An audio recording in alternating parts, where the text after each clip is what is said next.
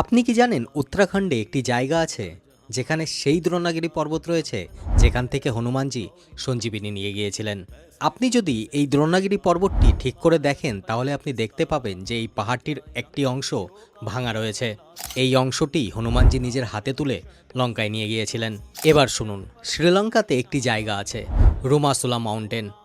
এই রুমাসুলা মাউন্টেনের এই পাহাড়টা যখন আপনি দেখবেন তখন আপনি দেখতে পাবেন যে এর আকার হুবাহু দ্রোণাগিরির সেই ভাঙা অংশের মতো। আরও শুনুন, এই রুমাসুলা মাউন্টেনে যে সমস্ত ঔষধি গাছগাছরা পাওয়া যায় সেগুলো পুরো শ্রীলঙ্কাতে কোথাও পাওয়া যায় না, সেগুলো একমাত্র হিমালয় পর্বত শৃঙ্খলাতে পাওয়া যায়।